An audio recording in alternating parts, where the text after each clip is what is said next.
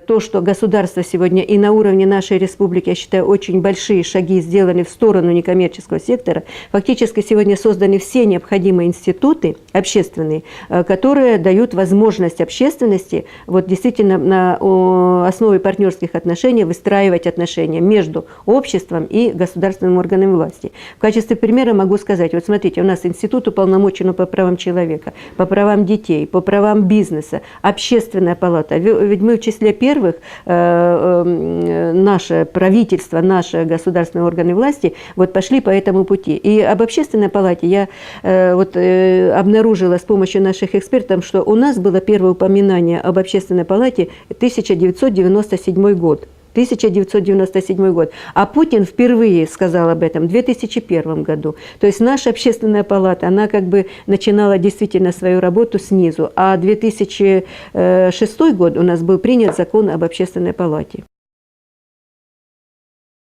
У нас 3 источника формирования общественной палаты. Глава республики, Государственный совет и общественные организации. Я бы усилила, ну, партия, вот вы задавали вопрос по комсомолу, по партии. Все-таки у нас был такое мощное направление нашей деятельности, это контроль и проверка исполнения. И вот я бы хотела видеть, допустим, если глава отправил 10 человек, он должен перед ними поставить задачу, что мы хотим от этих самых лучших, которые выбрал глава, что мы хотим получить в результате и получаем ли мы вообще. Точно так же Государственный совет.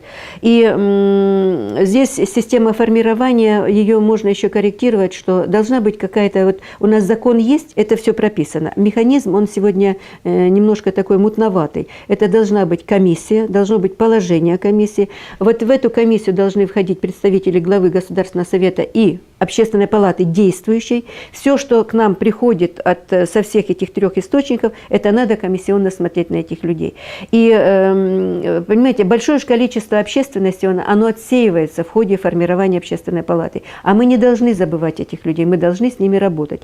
Мы попытались поработать за счет экспертного сообщества, пока не получилось. И еще один момент формирования общественной палаты. Это вот сейчас все говорят, надо, значит, подтягивать в общественную палату представителей муниципалитетов. Вы, как член общественной палаты, прекрасно понимаете, вот та система, которая сложилась уже в работе, ну, мы каждый день у нас должна быть что-то здесь происходит, да? Это представьте, с муниципалитетов подтягивать людей, это непросто. Это, во-первых, деньги, у нас их сегодня нету, да? И то, что мы пошли по пути создания общественных советов муниципалитета, я считаю, что это, кстати, предложение от органа власти, конкретно от главы, это очень хорошо, потому что вот эти общественные советы, они могут сейчас быть кадровым резервом для общественной палаты.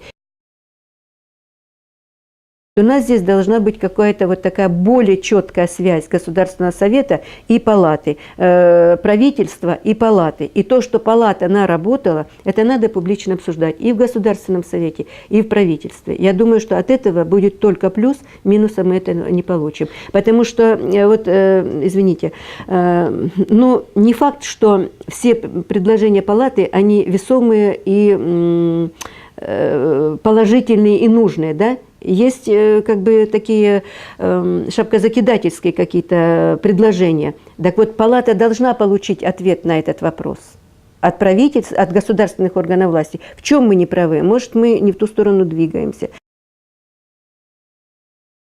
Если в советское время, знаете, общественность работала в тепличных условиях. Ну, берем небольшое количество, там было общественных организаций, но были тепличные условия. Нам и прописывали, нас и учили и так далее.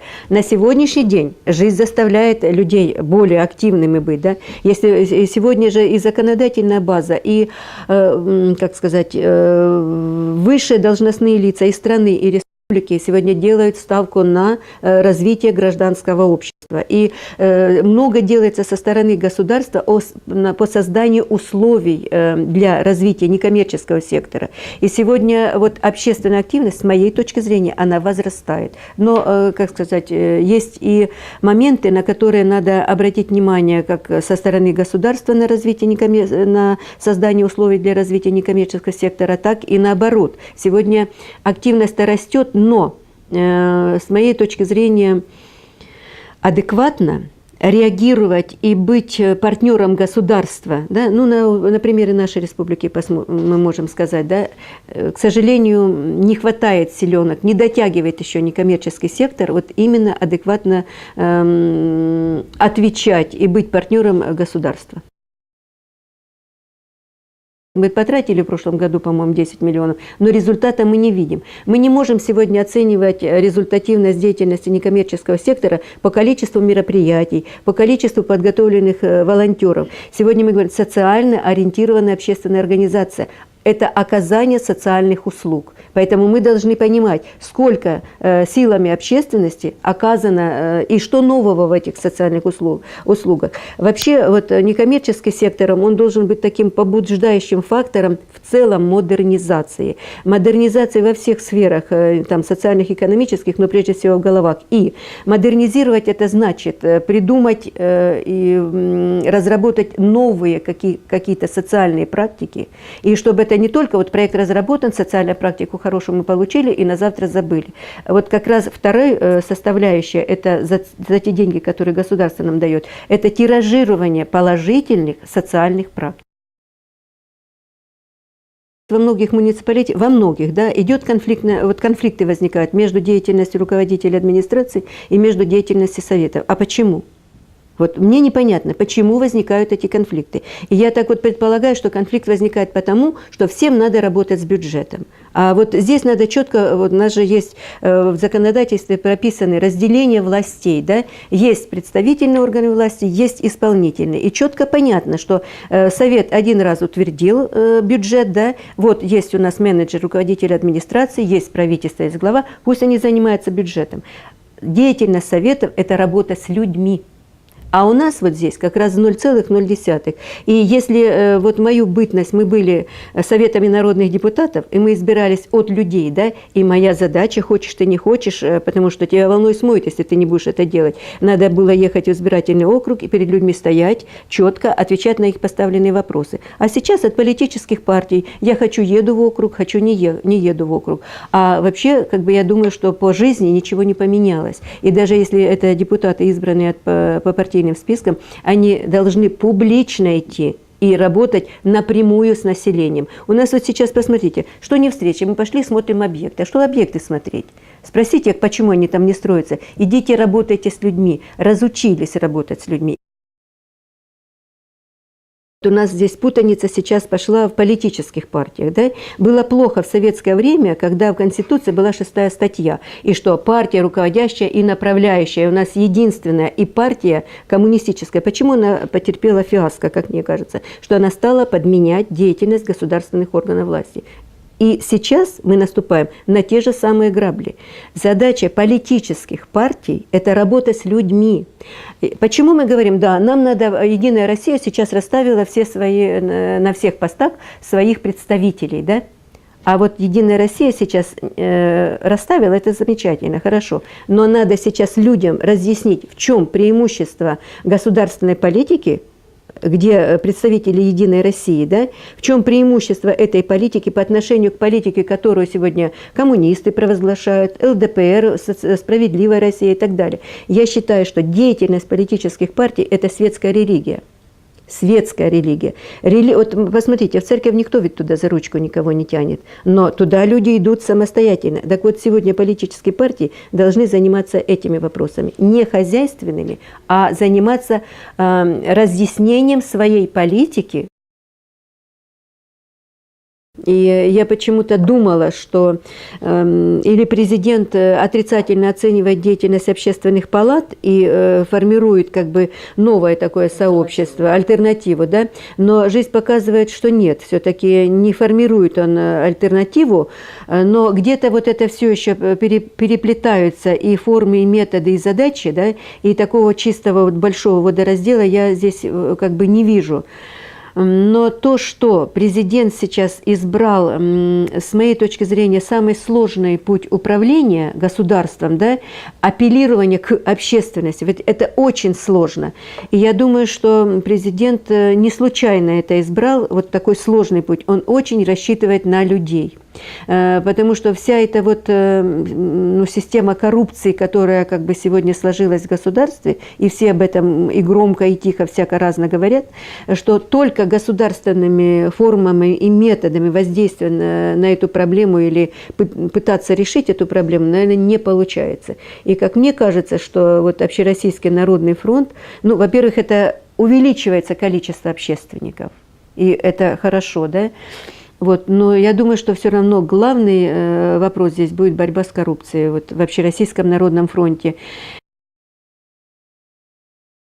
Оппозиция хорошая тогда, когда она конструктивная оппозиция, и когда она несет предложение. А стать в позу и сказать, что я против, и мне не нравится что-то, но с этого ничего нет. И я не считаю, что у нас два эти последующие созыва какие-то провластные. И у нас нет свободы такой, знаете, абсолютной. Вот я свободная, стою в пустыне и кричу «ау». Мы должны, вот выход и дальнейшая наша работа Общественной палаты – это только диалог. Открытый, честный, конструктивный диалог общества с органами власти. Вот движение вперед. Вот это оселок, на котором мы должны сидеть. И скажите, пожалуйста, вы же сами присутствуете на всех этих наших круглых столах. А что, у нас там критики нету? Когда я пришла в Общественную палату, вот практически 4 года тому назад, меня это, как сказать, вот я до настоящего, ну, как бы постаралась эту переломить ситуацию, потому что мне было непонятно. Мы приглашаем представителей государственных органов власти, Общественной палаты, и начинают их воспитывать. Да это не форма работы Общественной палаты с представителями государственных органов власти. Мы садимся за стол переговоров и доказываем друг другу, где власть не права, что нужно сделать, чтобы в центре внимания и общества, и власти человек. Поэтому мы должны понимать, что власть должна сделать по отношению к человеку. И стоять в позе и говорить, что мы свободные, и только на этом сидеть, это не есть хорошо. Я бы хотела сказать, отметить человечность Спиридонова. И я ему, видимо, буду пожизненно благодарна, потому что Спиридонов меня как бы обнаружил, и у меня пересеклись пути человеческие со Спиридоновым. Это очень сложное для меня время. И я хочу сказать, что то, что он, наверное, как мудрый человек, как взрослый человек, как мужчина, как бы увидел эту всю ситуацию, и, скорее всего, что он, наверное, в меня поверил и дал мне такую возможность ну, переменить, во-первых, место жительства, во-вторых, переменить кардинально деятельность. Да? Но что такое приехать из Вуктыла, с города достаточно отдаленного, и сразу как бы стать ну, во главе такого, действительно, как вы сказали, большого структурного подразделения Государственного совета, как Комитет по социальной политике. Очень многому ему научилась, как у человека, потому что, опять же говорю, я приехала с провинции, начала работать. И представьте, что провинциальная женщина пришла на заседание правительства, да, мы рассматриваем вопросы там, глобальные, строительства, там, развитие лесопромышленного комплекса, там, геологии и так далее. И я, когда докладывает на правительстве, кажется, ну все правильно говорят, да? И вдруг смотришь, как глава республики, все это раскладывает по пунктам, по темам, по моментам каким-то. И ну, вот это меня всегда очень удивляло. То, что, да, я с вами согласна, противоречивая личность. И как любая личность, он имел и положительные, и моменты отрицательные. И, может быть, иногда, мне кажется, ему мешала какая-то мягкость. Вот, несмотря на то, что он жесткий человек, да, и мы его привыкли воспринимать, что жесткий человек, но я в нем видела вот, излишнюю какую-то доверчивость, излишнюю какую-то, не всегда он как бы не всегда распознавал вот тех людей, которые как бы выстраивали по отношению к нему четвертую колонну. Ассоциируется сегодня Вячеслав Михайлович со Спиридоновым и ассоциируется в порядочности и в отношении к людям, и в публичных выступлениях. Вот у меня он ассоциируется. Мне импонирует, что наш глава системный человек, и как бы для него слово «система» – это не пустое слово. Мне импонирует то, что сегодня благодаря руководству Вячеслава Михайловича, он как финансист, наверное, до мозга своих костей, да, перешли вот формирование бюджета на программно-целевой метод. Это же очень длительное время, кусок кусок истории республики, мы пытались к этому прийти, к программно-целевому методу, что бюджет надо, как сказать, распределять вот на решение тех задач, которые сегодня волнуют людей. Потом, знаете, вот каждая глава, вот почему я ушла от слова «слабый», каждая глава оставил след после себя и в каких-то конкретных таких делах. Ну, Спиридонову все говорят, что после Спиридонова остался кардиологический центр, мощный кардиологический центр. После Спиридонова остался у нас собор, да. Владимир Александрович, драматический театр. Это люди говорят, это не я говорю, я просто повторяю. Вот Вячеслава Михайловича сейчас люди ассоциируют с Серегова, и Вячеслава Михайловича ассоциируют со спортом, с развитием спорта, ассоциируют его с детскими садами.